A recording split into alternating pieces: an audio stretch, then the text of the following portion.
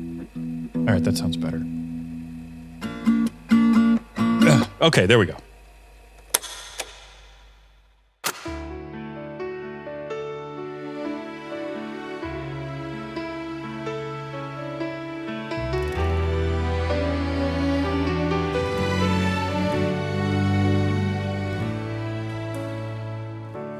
You've been running for so long. Your past is gone, you're almost through. You've paid the price, you've sung your song. There's not much left for you to do. So go ahead, sit back and cry, and hope they'll miss you when you're gone. You're feeling old, but is it all just in your mind? Could you fix it with a needle or a pill? Would it make any difference in the long run? You've run so far, but there's a hole within your soul, and you're about to lose control in the long run.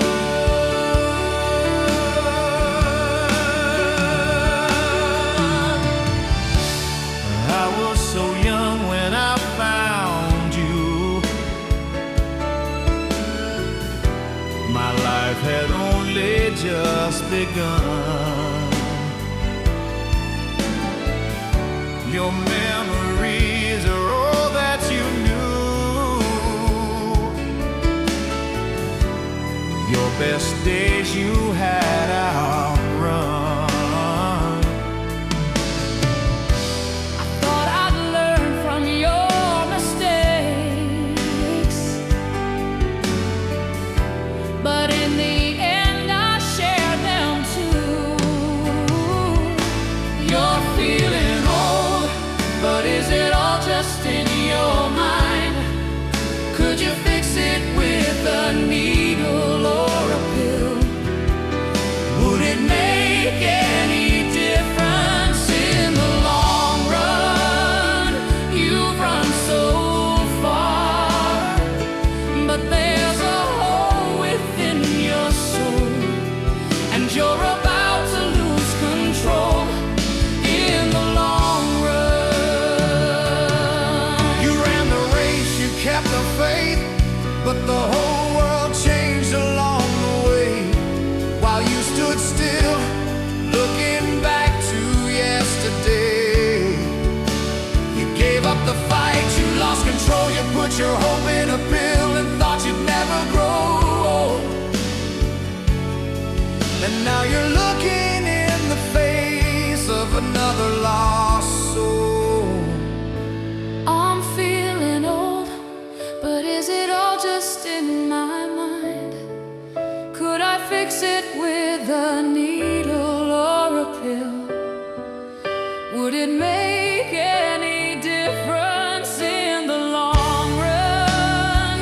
I've run so far, but there's a hole within my soul, and I'm about to lose control in the long run.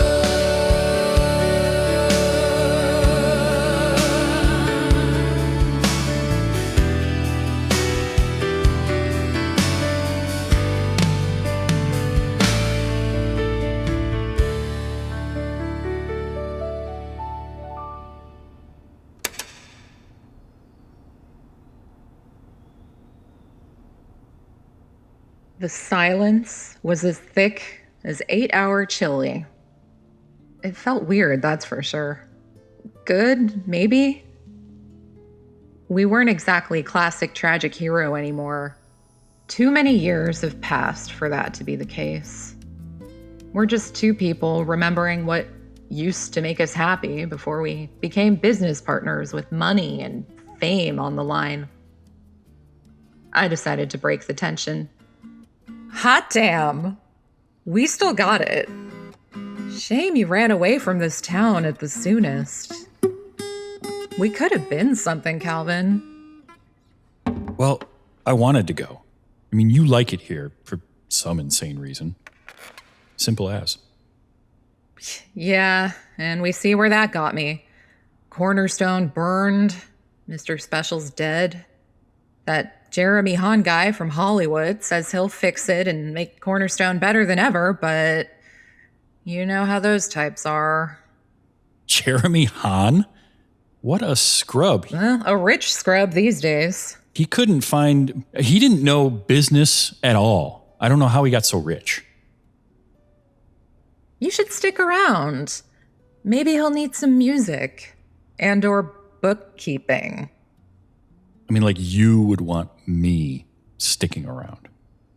Look, I've had years to think about it, Marla, and the tragic part of our story isn't that I quit the band. The tragic part, I quit on you. It was fun, wasn't it? Band life. We should do a classic tragic reunion tour or something. Leroy's pub down the street has an open mic going on tonight, actually. Could be fun. It's been years, Marla. I mean, I can't get up in front of people like that. You just did. Trust me, Cal. You still got it. I held out my hand. He took it so quickly. I felt time bend, and the years between then and now break apart. Well, maybe if we tighten up that last verse a little. Or at least tighten up that bridge. It's so sappy. You're sappy. Yeah, a smidge.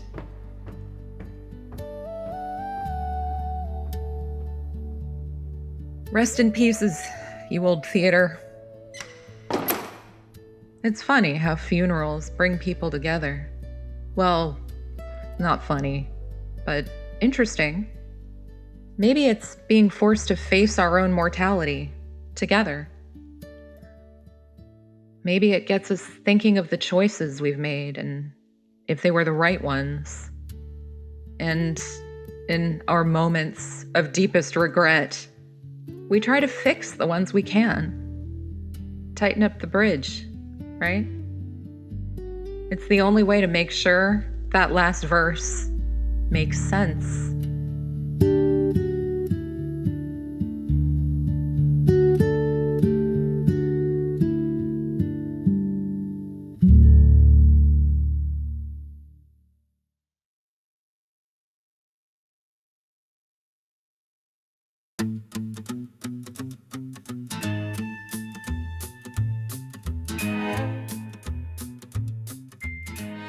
Thanks for joining me today for In the Long Run, a very special episode of Everly Heights Tales inspired by my buddy and bandmate Steve.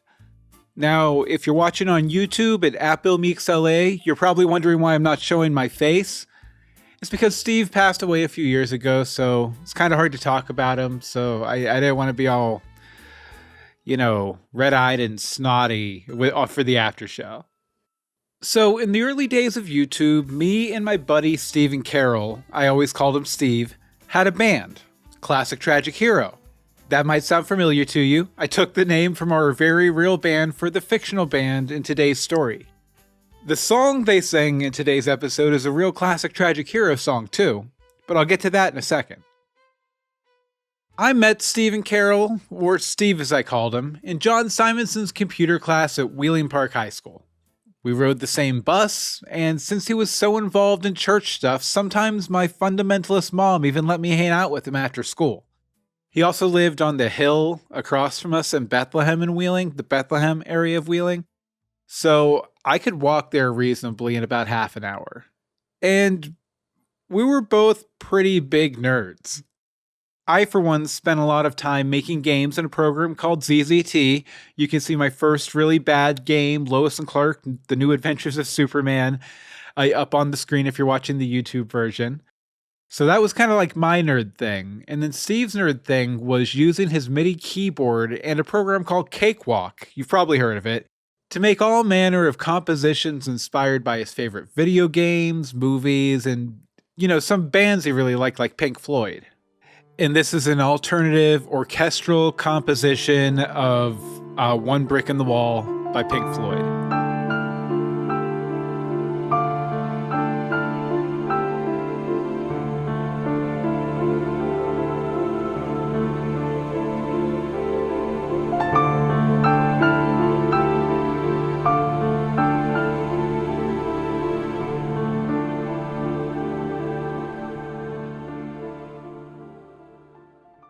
So, like I said, when we were kids, we were really geeky and nerdy, really probably more nerdy than geeky because we weren't that cool.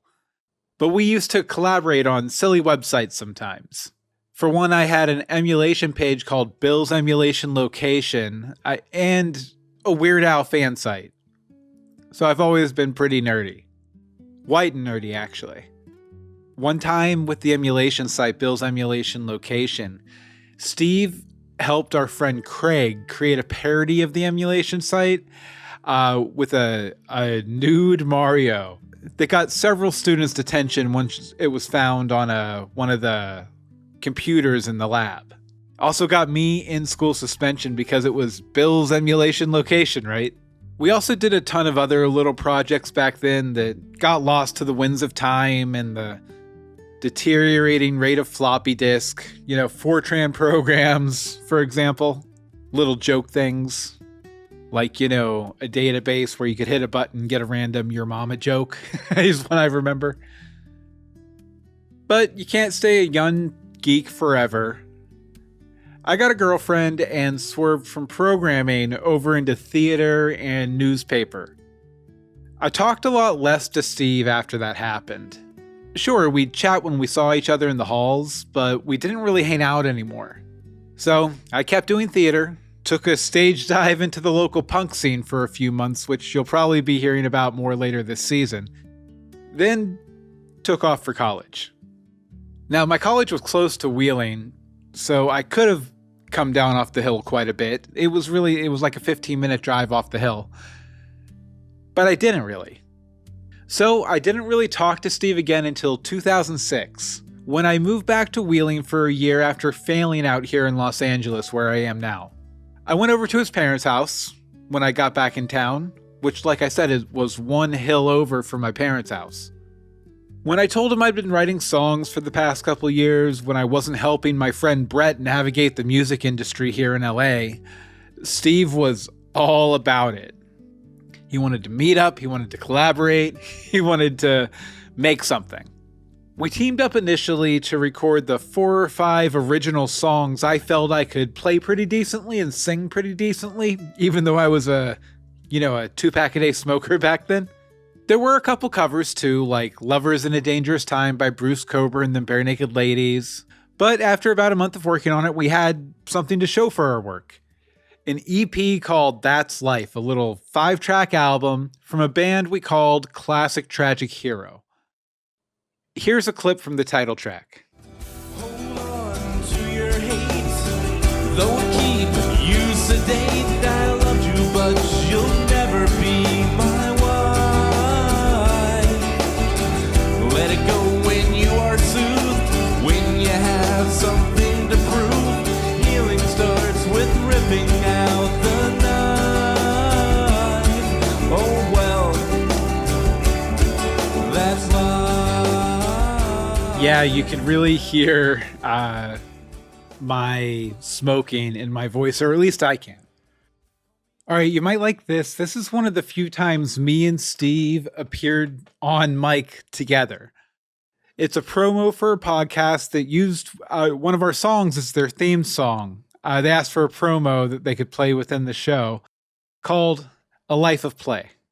Hi, this is Bill and Steve from Classic Tragic Hero. You're listening to a Life of Play podcast where they like to play our music every now and then, so stay tuned. And check out our music at myspace.com/classictragichero and stephencarroll.com. Void where prohibited, not valid in Alaska. Website may or may not contain viruses. Children 12 or older, please consult a physician before use. Website may not contain anything. And I will say that version of the Leave It to Beaver theme song that's behind it is bespoke. I asked Steve to make it for this promo, and he did it there right in front of me in about 5 minutes. He was a genius. Now, trivia, I cribbed the band name Classic Tragic Hero from the literary concept of a classic tragic hero. I learned about that concept from the unit on Things Fall Apart by Chinua Achebe from my English 10 honors class at Wheeling Park High School. I don't know where I was at that point in my life, which I think I've talked about in several other after shows. It felt kind of appropriate. I felt like I had this fatal flaw that was keeping me from being successful. And that's what a lot of the songs are about. Now, since we were already working on this music stuff, we kind of took advantage of the zeitgeist of the time.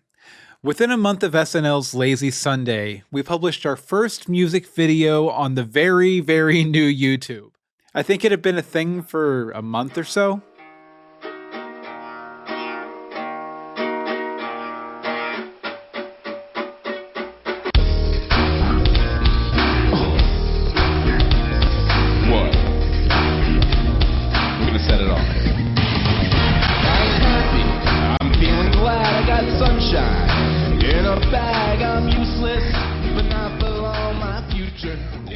The Classic Tragic Medley, which I've renamed in modern days. It used to be called the White Boy Rap.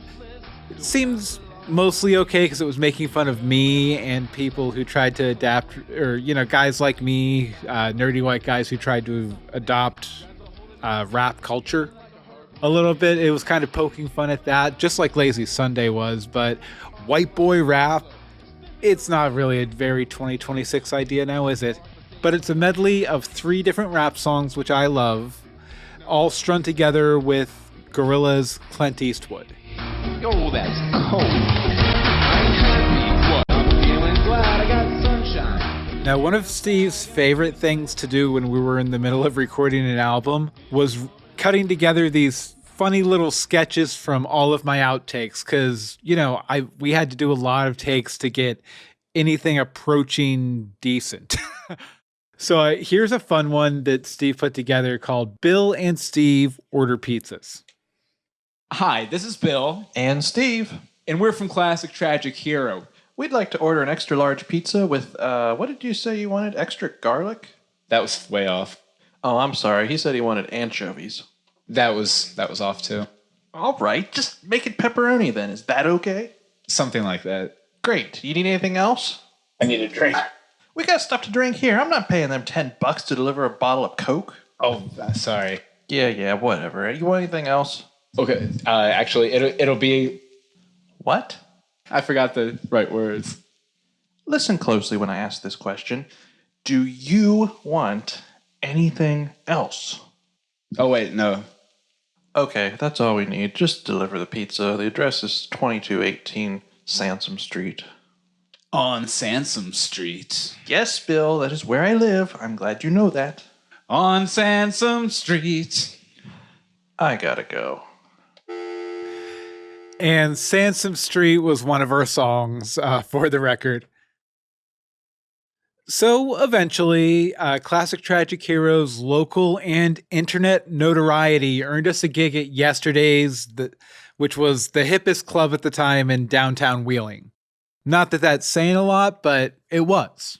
They usually catered to punk rock and metal bands, but I was hoping that Steve's piano skills could build up our sound and bring that folk punk attitude, I always used to call it, and that we'd maybe win over the crowd.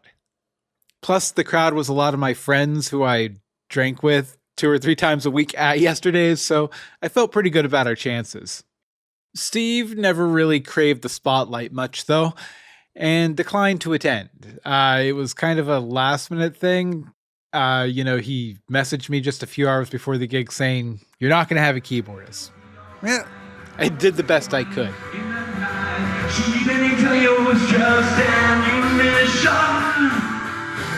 Mama just trying to spread a little family tradition. Oh, family tradition. She hits and slaps and kicks you hard. Dad is coming home and you're off guard. And you run away to find something new, something better than what you come home to. But it didn't go great. I bring that up like I'm hurt by it now. It's all water under the bridge these days. But back then, it was a pretty big deal to me.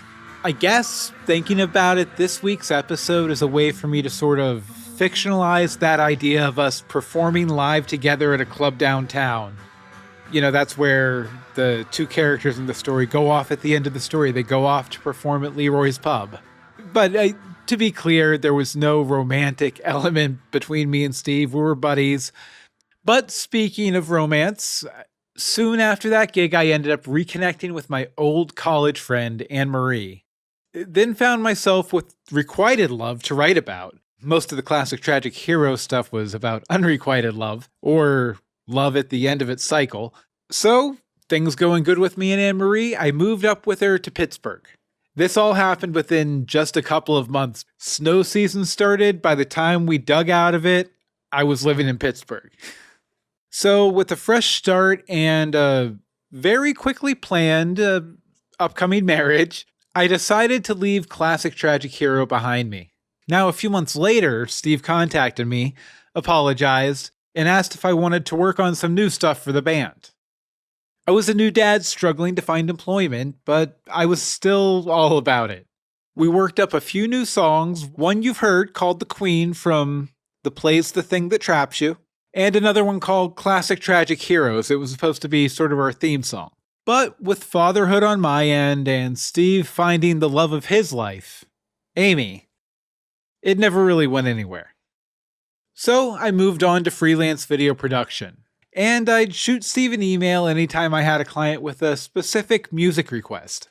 He'd never accept payment, not ever, not once. He was just happy to be working together again, as was I. One of those projects was a new theme song to support a show on Felicia Day's Geek and Sundry YouTube network, Sword and Laser.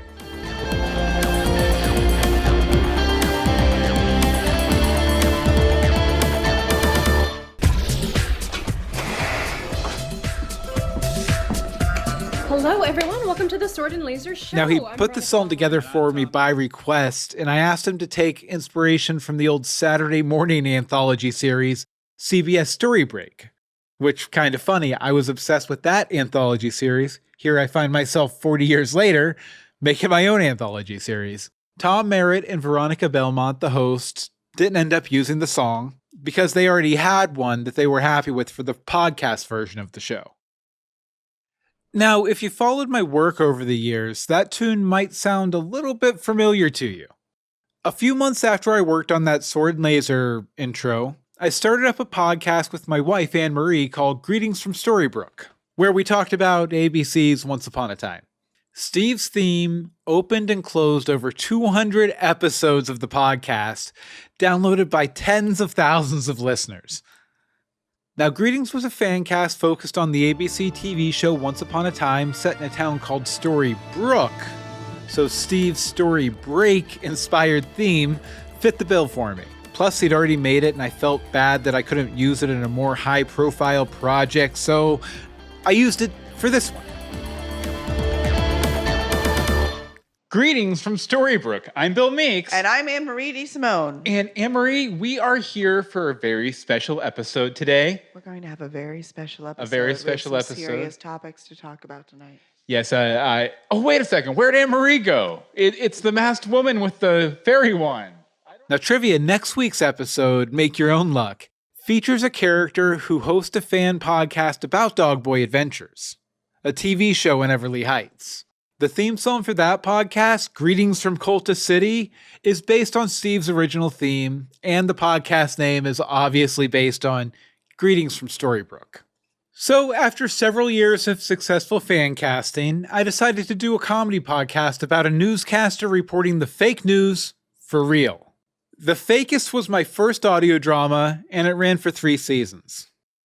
Steve joined the Fakist production team in our 3rd episode when he composed another silly rap song for my cast to perform, all about their favorite place to grab lunch. About to spit fire. Rolling down the street with our boy Birdman stand. Order up Thai food as fast as we can. Our old lunch place doesn't have the same fire. Who knew I learned to love these salads with papaya? The fake news is broken. This was fun because most of the performers were fans of Greetings from Storybrooke or Once Upon a Time podcast. And we recorded the vocals for this while they were over at our house watching the series finale with us. I will say that the Fakist was a project that really let me and, well, Steve too, both of us collaboratively, stretch our creative wings. We did a story where Mr. Rogers came back from the dead to tell people to be nicer to each other. For that, I wanted a bunch of Mr. Rogers sounding music for the background, but I didn't want to get copyright struck by Mr. Rogers, the corporate entity. So I had Steve perform a suite of songs, and I'll play you a little clip.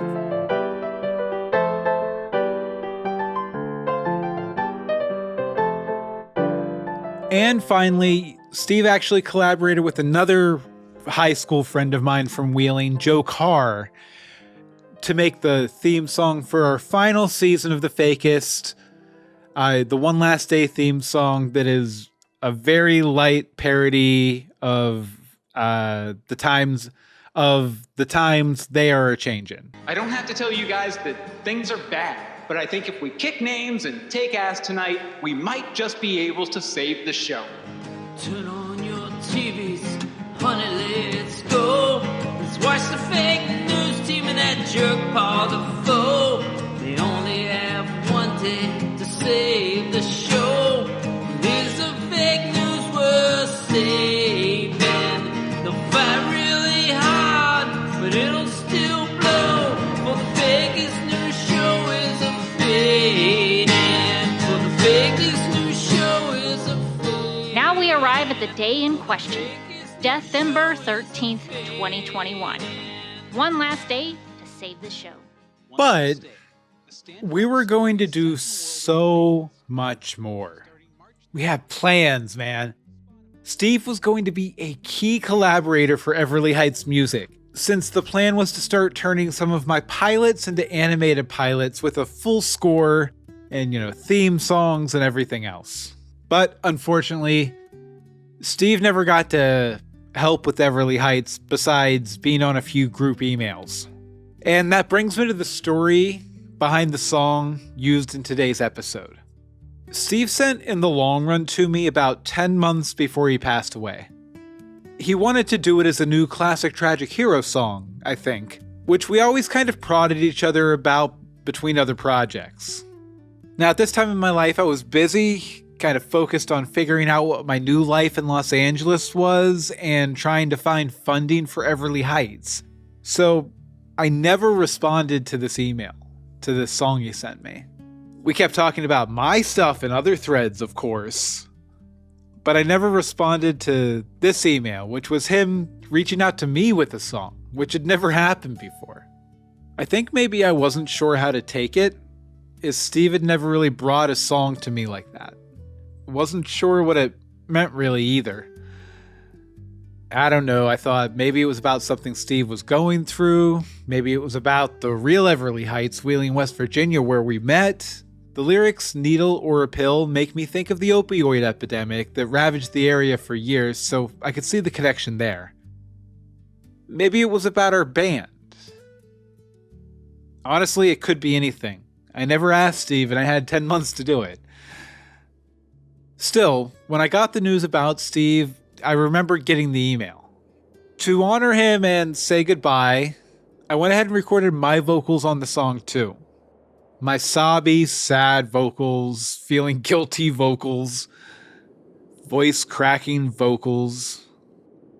But, all those mistakes, I think, are probably part of the art of this version of the song. Anyway, we're going to close out today's show with one last classic tragic hero song, In the Long Run. You've heard it before, but it was performed by other people. This version is written and performed by Stephen Carroll, with shitty backup vocals by me. And now, here's Classic Tragic Hero's final song, In the Long Run. We'll see you next week, and remember, just because you leave doesn't mean someone or some song isn't gonna pull you back. Good night. You've been running for so long, past is gone, you're almost through.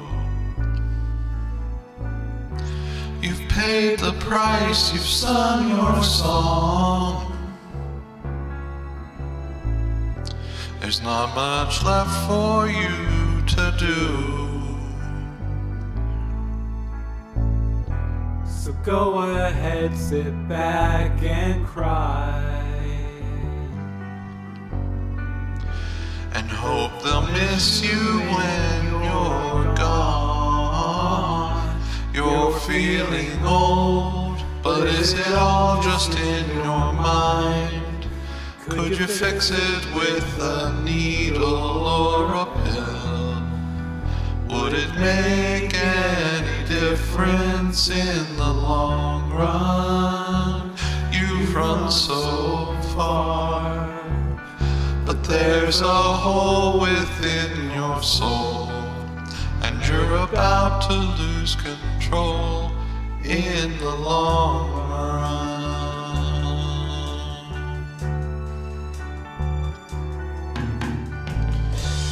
I was so young when I found you. My life had only just begun. Your memories are all that you knew. Your best days you had outrun. I thought I'd learn from your mistakes,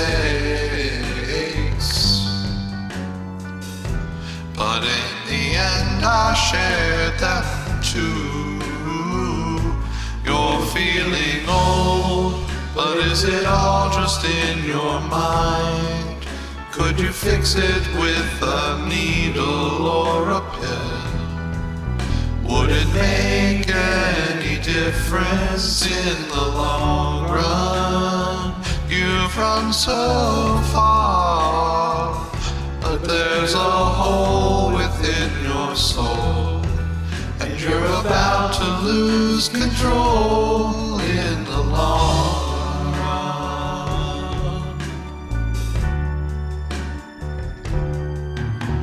You ran the race, you kept the faith, but the whole world changed along the way while you stood still, looking back to yesterday.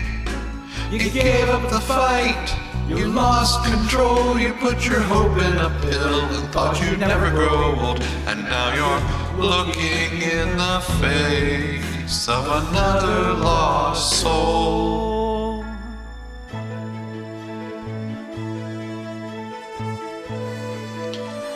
I'm feeling old, but is it all just in my mind? Could I fix it with a needle or a pill?